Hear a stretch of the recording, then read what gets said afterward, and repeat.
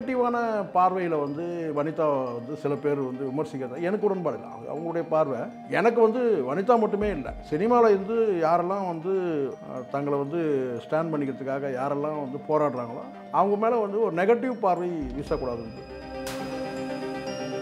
பொதுவாக விமர்சனம் பண்ணக்கூடியவங்க என்ன பண்ணுறாங்கன்னா வந்து அது பிட்டு படம், ஆபாச படம். ஏன் பிட்டு படமே நம்ம பார்த்தவங்க தானே. சகிலாவோட பிட்டு படங்கள் நான் நிறைய பார்த்துருக்கேன். சகிலா அதில் வந்து பார்த்தீங்கன்னா ஆபாச ரோலில் வந்து ஒரு பிட்டு படத்தில் நடிச்சிருக்க மாட்டாங்க. ஆபாசமானது உடலை காட்டி கவர்ச்சியாக அடிக்கிறது வேறு. வனிதாவை பற்றி உங்களுக்கு தெரியும், அவங்க பஸ்டானா வந்து எல்லாத்தையும் வந்து டமால் டிமில் ஓப்பனாக உடைக்கிறவங்க. அந்த வகையில் அவங்க சொல்லக்கூடிய கேட்டால் நான் வந்து அவங்க வீட்டுக்கு மருமகளாக போயிருக்கேன், அவள் நான் நெருக்கமாக இருந்திருக்கேன், நான் அந்த வீட்டுக்கு நான் மருமகளாக போயிருக்கணும். அவங்க மகனே என்கிட்ட கேட்டுறாரு, என்ன லவ் பண்ணுறியா, நீ வந்து எங்கள் அப்பாவை லவ் பண்ணுறியான்னு சொல்லிக்கிறாரு. அப்போ நான் பதிலுக்கு சொல்லாமல் அவங்க அப்பா தான் நான் லவ் பண்ணுறேன்னு சொல்லி சொன்னேன்.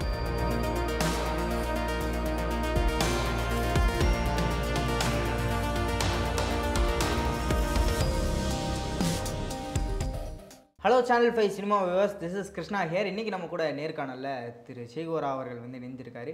அவர்கிட்ட பல விஷயங்கள் வந்து கேட்டு தெரிஞ்சுக்க போகிறோம். வாங்க வீடியோக்குள்ள போகலாம். வணக்கம் சார். வணக்கம் சார். வனிதா இப்போது ரொம்ப நாள் வந்து சினிமா துறையில் இல்லை வேறு எந்த சைடுமே வந்து அவங்களுடைய பேர் வந்து வராமல் இருந்துச்சு.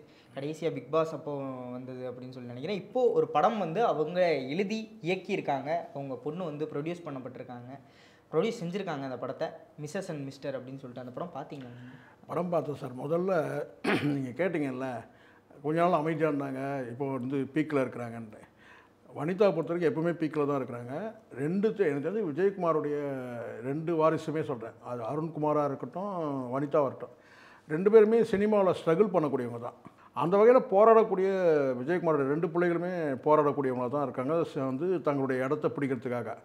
ஆனால் அந்த வகையில் இருக்குன்னா ஒரு பெண்ணாக இருந்தும் கூட வனிதா வந்து ஒரு பெரிய ஸ்ட்ரகிள் பண்ணுறாங்க, அவங்கள வந்து ஸ்டாண்ட் பண்ணிக்கிறதுக்காக தன்னந்தனியாக, யார் துணை இல்லாமல்.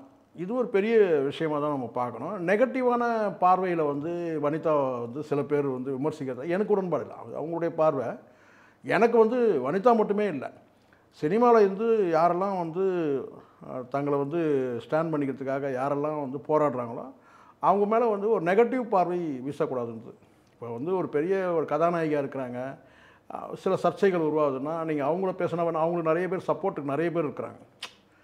பெரிய வந்து ஒரு பெரிய லேடி சூப்பர் ஸ்டாராக இருக்கிறாங்கன்னா அவங்களுக்கு வந்து சப்போர்ட் பண்ணுறதுக்கு லட்சக்கணக்கான கோடிக்கணக்கான ரசிகர்கள் இருப்பாங்க. ஆனால் இது போன்ற நடிகைகளுக்கு வந்து கேட்டால் வந்து ரசிகைகள் வந்து குறைவாக தான் இருப்பாங்க.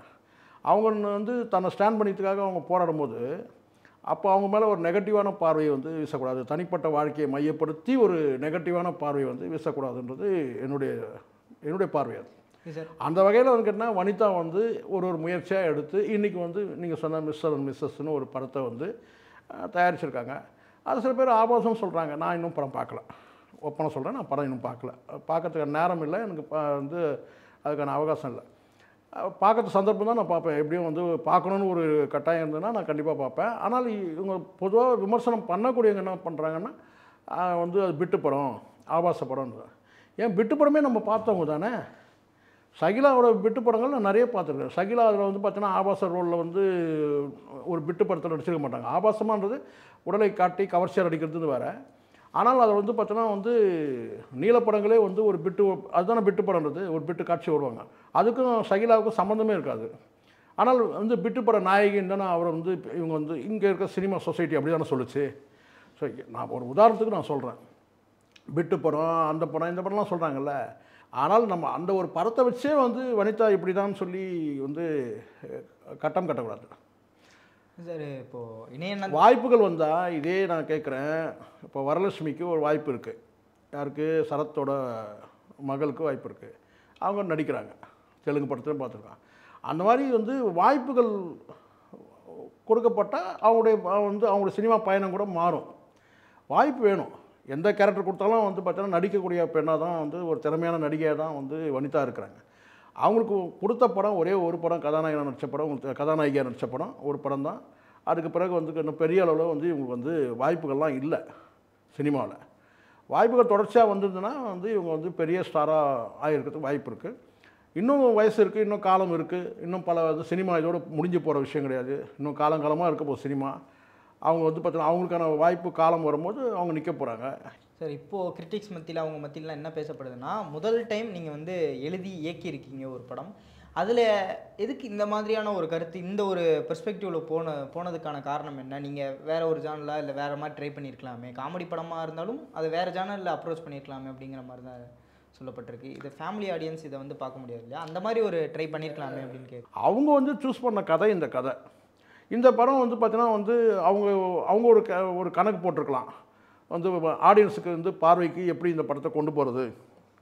அவங்களும் சொன்னாங்களே ஐவிஎஃப் வந்து மையப்படுத்தி தான் சொன்னாங்க. அந்த கதைக்கு அவங்க பொருத்தமான வந்து நடிப்பை அவங்க வந்து வெளிக்காட்டிட்டாங்க. நாய் வேஷம் போட்டால் கொலைச்சானு சொல்லுவாங்கள்ல, அந்த மாதிரி தானே அந்த கதைக்கு அந்த கேரக்டருக்கு அவங்க வந்து நடிச்சிருக்கிறாங்க, தேர்வு செஞ்சுருக்காங்க. இதே வேறு ஒரு கேரக்டர்னால் எப்படி சரத்குமார் வந்து புலன் விசாரணை பார்த்த சரத்குமாரை வந்து 3 PHKல இருக்கிறாரு இல்லையா? அந்த மாதிரி கட்டினா வந்து இன்னும் இப்போ சூரியனில் பார்த்த அந்த சரத்குமாராக இருக்கிறாரு. அந்தந்த காலகட்டத்தில் வந்து அவங்களுக்கு பொருத்தமான கேரக்டரில் நடிக்கிறாரு. அதெல்லாம் வந்து 100% சக்ஸஸாக வந்து PHK வந்து 3 PHK போயிடுது. அப்படி தான் நான் இதை பார்க்குறேன். அடுத்த படங்களில் இதே மாதிரி படங்கள் நடிப்பாங்களா? நான் சொல்ல இப்போ ஒரு படம் இவங்க எடுத்துட்டாங்க வனிதா, அடுத்து ஒரு ப்ரொடியூசர் வந்து வேறு ஒரு கேரக்டரை வச்சு நடிக்க கூப்பிட்றாங்கன்னு வச்சுங்க, அவங்க நடிக்கலாம். அதனால் வந்து நம்ம வந்து குறிப்பிட்ட இந்த ஒரு படத்தை மையப்படுத்தியே நம்ம பேசக்கூடாது. இந்த கதையை வந்து அவங்க சூஸ் பண்ணியிருக்கிறாங்க, அந்த கேரக்டருக்கு அவங்க நடிச்சிருக்காங்க, அவ்வளோதான். Okay sir. இப்போது அடுத்தடுத்த படங்கள்ங்கிறது நீங்கள் சொன்னீங்க, இந்த படத்துலையும் பிரச்சனைகள் சர்ச்சைகள்ங்கிறதுக்கு பஞ்சமே இல்லைங்கிற மாதிரி இந்த மாதிரி ஒரு சில விஷயங்கள்லாம் இருந்துச்சு. பத்தாக்குறைக்கு இளையராஜா சைட்லேருந்து அவர் சைட்லேருந்தும் ஒரு சர்ச்சை இந்த படத்துக்கு ஆட் ஆகிட்ட மாதிரியான ஒரு விஷயம். அது வந்து இன்னும் கொஞ்சம் படம் கொஞ்சம் ஓடுறதுக்கு வந்து ஒரு வாய்ப்பாக அமைஞ்சிடுச்சு நான் நினைக்கிறேன். அதுவும் பாசிட்டிவ் தான் அப்படின்றது. அதுவும் பாசிட்டிவ் தான். ஏன்னா இப்போ உங்களுக்கு தெரியும் சார், இங்கே எதுவும் வந்து சர்ச்சையாக பேசினா தானே வந்து படமே பார்க்குறாங்க இல்லையா? அப்படி தானே போயிட்டுருக்கு. அந்த படம் குறித்து ஏதாவது சர்ச்சை ஓடினா தான்.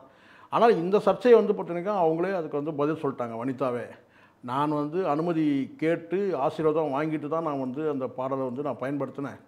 உங்களுக்கு தெரியும் சிவராத்திரின்னு ஒரு பாட்டு இருக்குல்ல, மைக்கேல் மதன காமராஜன். ஸோ வந்து இளையராஜா அவர்களை பொறுத்த வரைக்கும் உங்களுக்கு தெரியும், நான் கடவுள் படத்தில் அதே சிவனுக்கு எப்படி பாட்டு பண்ணார், ஓம் சிவோகம்னு சொல்லிட்டு ஒரு பாட்டு இருக்குல்ல, அந்த மாதிரி அதில் சிவனை பற்றி தான் பாடியிருக்கிறாரு. மைக்கேல் மதன காமராஜனும் சிவனை பற்றி தான் அந்த பாடல் பாடியிருக்காருல, அந்த மியூசிக் போட்டிருக்கிறார், உங்களுக்கு தெரியும். ஸோ ரெண்டுமே சிவனை பற்றி தான். ஸோ அதனால் ஒரு இந்த அம்மா வந்து அவங்க சொல்லக்கூடிய கருத்து வந்து என்னென்னா, நான் வந்து அவங்களுடைய இந்த கேள்வி கேட்கும்போது அவங்க சொல்கிறாங்க நான் அனுமதி கேட்டேன், ஆசீர்வாதம் வாங்கணும்னு தான் சொல்கிறாங்க. ஆனால் அவர் வந்து அதுக்கு பிறகு எனக்கு நோட்டீஸ் அனுப்பிச்சு எனக்கு அதிர்ச்சியாக எனக்கு அப்படின்னு சொல்லும்போது அடுத்தடுத்து சில வார்த்தைகள் வந்து வனிதாவை பற்றி உங்களுக்கு தெரியும். அவங்க பஸ் ஸ்டாண்டாக வந்து எல்லாத்தையும் வந்து டமால் டிமில் ஓப்பனாக உடைக்கிறவள். அந்த வகையில் அவங்க சொல்லக்கூடியன்னு கேட்டால், நான் வந்து அவங்க வீட்டுக்கு மருமகளாக போயிருக்கணும், அவ்வளோ நான் நெருக்கமாக இருந்திருக்கேன். அதாவது அந்த குடும்பத்துக்கு நெருக்கமாக இருக்கிறவங்க சொல்லும் போது நான் அந்த வீட்டுக்கு நான் மருமகளாக போயிருக்கணும்.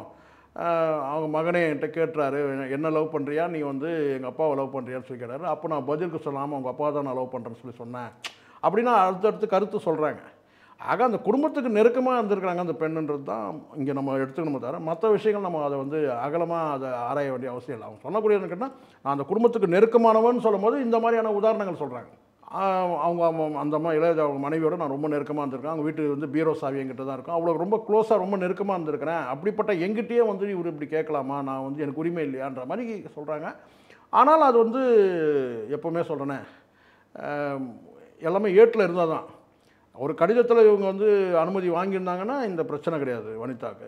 அவங்க வந்து அவங்க நம்பியிருக்கலாம் ஒரு வேளை இவர் வந்து இதுக்கெல்லாம் காப்பிரைட் கேட்டு நமக்கு நோட்டீஸ் அனுப்ப போகிறாரு அப்படின்னு வந்து அவங்க எதிர்பார்க்காம இருந்திருக்கலாம், ஒரு உரிமையில் எடுத்துருக்கலாம் ஒரு வேளை. ஆனால் சட்டப்பூர்வமான வந்து ஒரு எழுத்துப்பூர்வமாக இவங்க வாங்கியிருந்தாங்கன்னா இந்த சிக்கல் கிடையாது.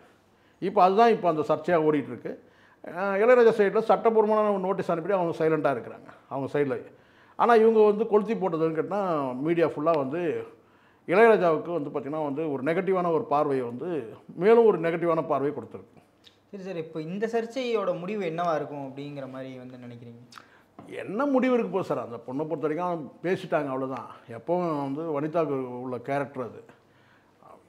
அவன் மேலே வந்து ஒரு கோபமாக வந்து பார்த்தீங்கன்னா ஒரு வேதனையோட, கோபம்னு கூட சொல்ல முடியாது, ஒரு வருத்தமான வேதனையாக வந்து அவங்க கொந்தளிக்கும் போது இப்படியான வார்த்தைகள் சொல்கிறாங்க. நான் அந்த குடும்பத்துக்கு ரொம்ப நெருக்கமாக இருந்திருக்கிறேன், விசுவாசமாக இருந்திருக்கிறேன், நம்பிக்கையோடு இருந்திருக்கிறேன், உண்மையாக இருந்திருக்கிறேன். ஆனால் வந்து இந்த மாதிரி எனக்கு சில விஷயங்கள் நான் பேச வந்து என்னால் வந்து பேசுறதை நான் தவிர்க்கிறேன்னு சொல்கிறாங்க. நான் பேசக்கூடாதுன்னு பார்க்குறேன் அப்படின்னு சொல்கிறேன். ஸோ அந்த வகையில் கேட்டால் இது வந்து இந்த சர்ச்சை வந்து கேட்டால் சட்டப்பூர்வமான சர்ச்சை சார் இது வந்து. ஆனால் சட்டப்பூர்வமான சர்ச்சை வந்து கேட்டால் தனிப்பட்ட முறையில் ஆயிடுச்சு. அது காரணம் கேட்டிங்கன்னா அவங்க குடும்பத்தில் இவங்க எப்படி இருந்திருக்கிறாங்கன்றது தான். இளையராஜா கொஞ்சம் பெருந்தன்மையாக விட்டு போகலான்னு நான் நினைக்கிறேன். சில விஷயங்களில் வந்து அவருடைய உரிமை அது. நீங்கள் எப்படி நடந்துங்கன்னு நம்ம சொல்ல முடியாது. அவர் முழுக்க முழுக்க அவருடைய உரிமை தான். ஆனால் எங்கே நமக்கு ஒரு பயம் இருக்குதுன்னா, பாட்டை கேட்குறவங்களும் வந்து நமக்கு வந்து காப்பிரைட்டுக்கு வந்து இந்த ராயல்ட்டி கொடுக்கணும்னு சொல்கிற போகிறாருன்ற அந்த பயம் வேறு நமக்கு ஒரு பக்கம் இருந்துகிட்டே இருக்குது. ஏன்னா நம்ம இளையராஜா பாடல்கள் கேட்டு தான் நம்ம வளர்ந்தோம். நமக்கு வலி நிவாரணமும் அதுதான். சோகமான இருக்கிற நேரத்துலையும் இளையராஜா பாட்டு தான், குத்தாட்டம்னாலும் இளையராஜா பாட்டு தான். இப்படி நம்ம ஒரு குறிப்பிட்ட ஒரு ஜென்ரேஷன் வந்து ஒரு 40 ஆண்டு காலம் வந்து நம்ம இளையராஜாவோட பாட்டை கேட்டே நம்ம வந்து திருக்குறள் கூட வந்து நம்ம ஃபுல்லாக படிச்சிருக்க மாட்டோம். இல்லை வேறு எந்த வந்து ஆன்மீக சம்மந்தமான எந்த பாடலும் நம்ம பெருசாக கேட்டிருக்க மாட்டோம்.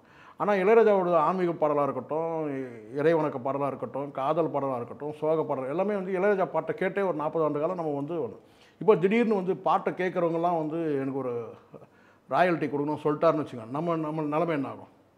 ஸோ இனி இளையராஜா பாட்டை கேட்க முடியாதாகிடும். ஸோ அந்த மாதிரி நமக்கு அந்த பயம் இருக்குது.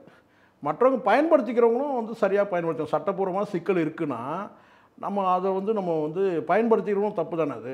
அது வந்து கிட்ட சட்டப்பூர்வமாக இருந்தால் நான் சொல்கிறேன். நமக்கு இந்த ராயல்ட்டி விஷயத்தில், இந்த காப்பிரைட் விஷயத்தில் என்ன சொல்லியிருக்கு, இது வந்து கலையாக பார்க்குறதா தொழிலாக பார்க்குறதா ஒரு குழப்பம் இருக்குது. இசையை வந்து கலை வடிவில் பார்க்குறதா தொழில் வடிவத்தில் பார்க்குறதான்றதே ஒரு குழப்பம் இருக்குது. சில பேர் தொழில் வடிவத்தில் பார்க்குறவங்க நீங்கள் என்ன மியூசிக் போட்டால் காசு வாங்கிட்டல, அப்புறம் எதுக்கு இதெல்லாம் கேட்டுருக்கிறேன்னு சில பேர் பேசுகிறாங்க. ஆனால் அதே வந்து ஒரு கலை வடிவத்தில் பார்க்கும்போது பார்த்தோன்னா வந்து ஒரு படைப்பாக பார்க்கும்போது அவங்களுக்கான உரிமை இருக்குன்ற மாதிரி சொல்கிறாங்க.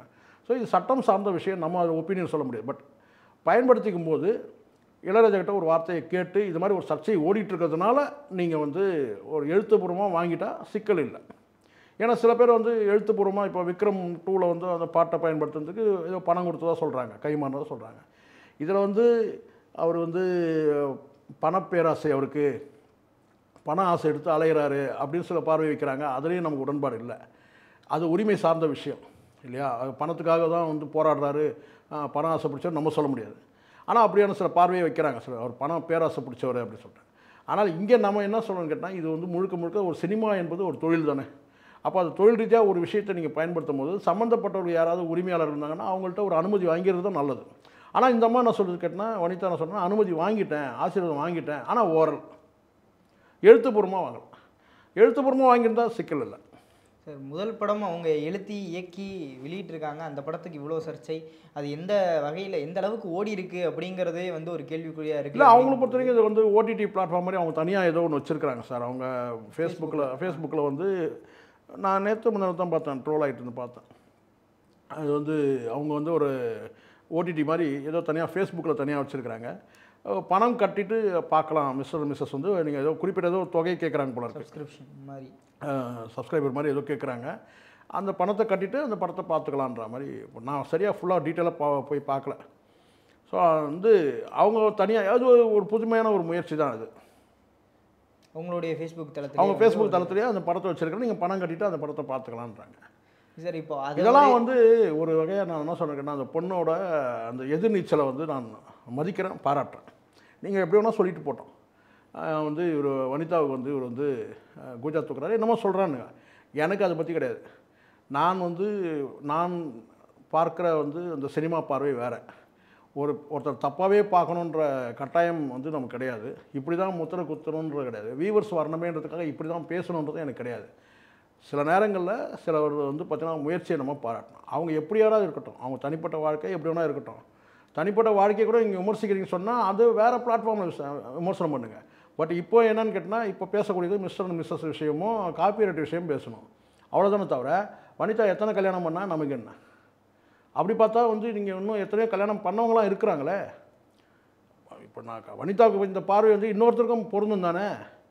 எத்தனையோ பேரோட லிவிங் டு ரிலேஷன்ஷிப்பில் இருந்தாலும் அவங்களே சொல்கிறாங்களே. அவங்க மேலே அந்த பார்வையை போடாமல் ஒரு குறிப்பிட்ட இந்த பெண்ணையே வந்து டார்கெட் பண்ணணுன்ற கட்டாயம் என்ன, அவசியம் என்னன்னு கேட்குறேன் நான்.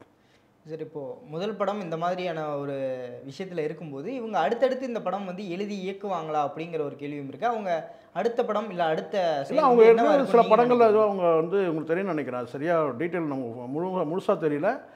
இவர் பவர் ஸ்டாரோட வந்து ஒரு படம் பார்த்தோம் நம்ம. ஸோ அந்த படம் ஏதோ ஷூட்டிங்கில் இருக்கு போல. தொடர்ச்சியாக அவங்க வந்து ஏதோ ஒரு படம் எடுத்ததாக இந்த மிஸ்டர் மிஸ்ஸஸே கிட்டத்தட்ட வந்து ஓரளவுக்கு அவங்க வந்து சக்ஸஸ் தான். அடுத்த படங்கள் கூட எடுக்கலாம். ஸோ சினிமாவில் இருக்கிறாங்க சார். விஜயகுமாரோட பிள்ளைகள் 2 பேர் சினிமாவில் இருக்கிறாங்கன்றது கன்ஃபார்ம். ஒன்று அருண் விஜயா இருக்கட்டும், இவங்க 2 பேரும் சினிமாவில் அவங்க ஸ்ட்ரகிள் பண்ணுறாங்க. நான் சொன்ன மாதிரி உழைப்பு திறமை இருக்குது. அது அதிர்ஷ்டம்னு ஒன்று வரும்போது அவங்க முதல் வரிசையில் வந்து நின்றுவாங்க. அவ்வளோதான். கண்டிப்பாக சார், உங்கள் நேரத்தை ஒதுக்கி இந்த கேள்விகளுக்கு பதில் தந்தமைக்கு மிக்க நன்றி. நன்றி சார்.